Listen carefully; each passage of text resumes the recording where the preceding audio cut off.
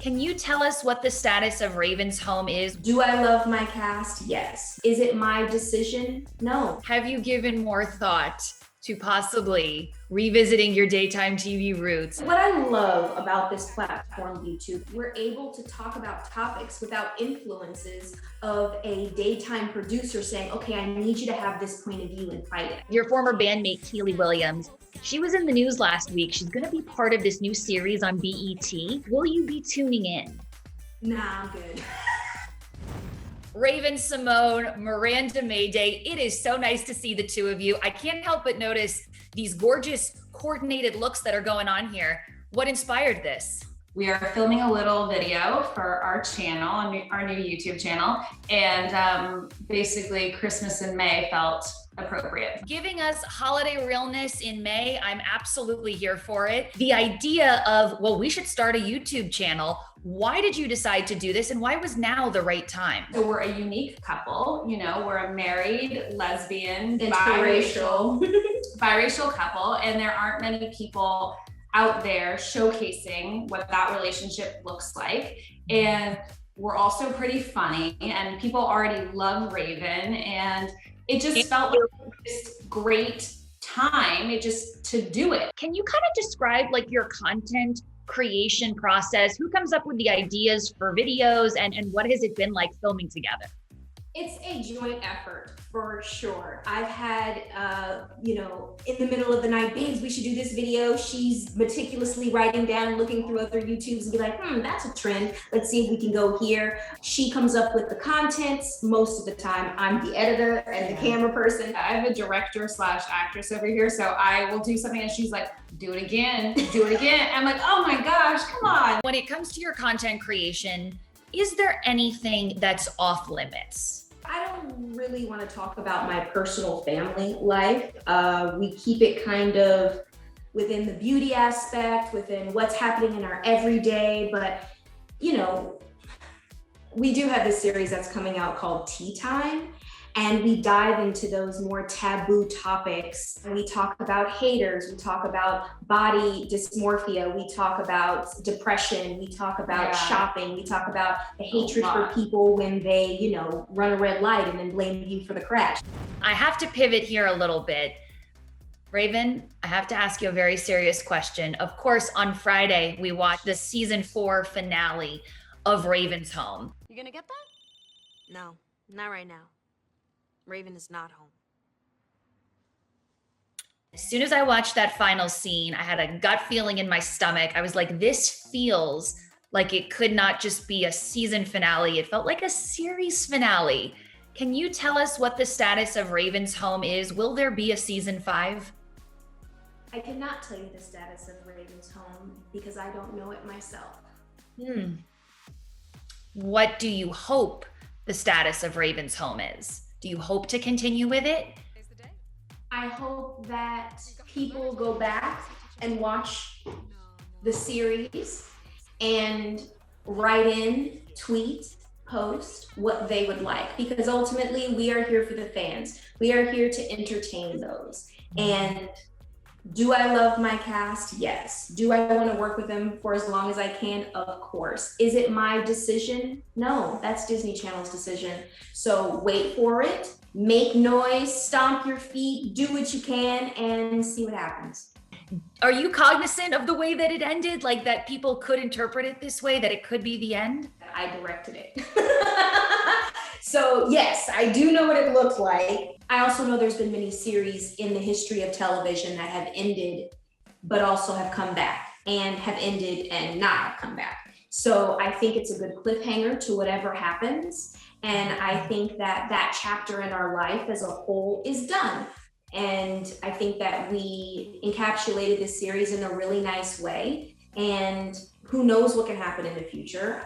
If I knew exactly whether it's done, whether it's not, I would tell you, you're my girl, I got you. But as of right now, there is no set answer for you.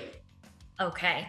I have to ask you this just kind of fun, silly question, because I believe it was Demi Lovato who said that We want to come out with like an R-rated Camp Rock 3. Have you ever thought about doing an edgier or maybe a PG-13 version of the brand that you've created with That's So Raven or Raven's Home? No, because there are so many people under the age of 18 that need quality content.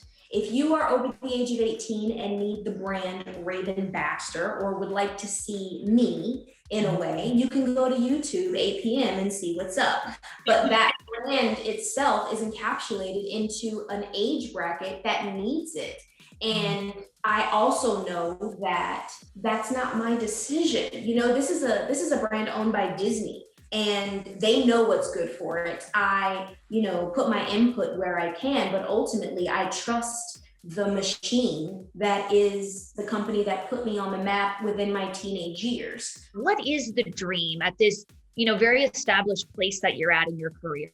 The dream for my career is to be able to be a successful television and movie director while maintaining a fun 8 p.m. channel with my wife. So when there's downtime as a director, we're still creating and we're still building, and not worrying about the rat race of being a celebrity and what I have on. And when red carpets come back, I might touch one, but it probably won't be that same thrive of, standing next to, oh my God, are you a new cover girl? I'm like, no, I don't want to go through that drama anymore. I'm out here with my wife enjoying time. Raven, you know that you are the official, as Miranda pointed out, queen of the Corona meme. She's like the meme of Corona. She literally is the COVID meme. And of course, that was spurred from a conversation that you had with your former bandmate, Kiely Williams. She was in the news last week. She's going to be part of this new series on BET, where she and other famous singers from the 90s and 2000s from girl groups, they're going to be moving into a house together and they're going to try to make music together. So I'm curious, will you be tuning in?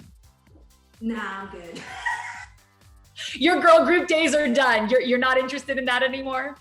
That is, woo.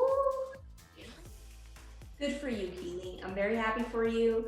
I'm excited that you, got your name back in there. That is, let me tell you what that's gonna be. What? That's gonna be interesting. That's gonna be real interesting. Kiely, they've got some girls from 702, from Cherish, from Danity Kane. I mean, when you hear the word girl group, does that trigger you, or does that bring back good memories? Girl group, let me tell you about a girl group, especially in the late 90s, early 2000s, they ruled the roost. I loved 702.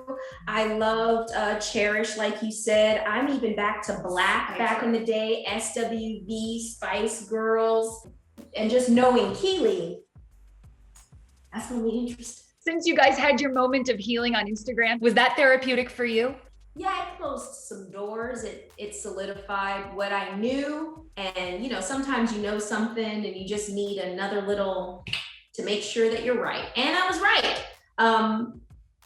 But what did happen, which was really cool, a couple weeks ago, sat on a panel with Adrienne Bailon on her show, and, kikied it all the way up. Me and Adrienne have more of a connection.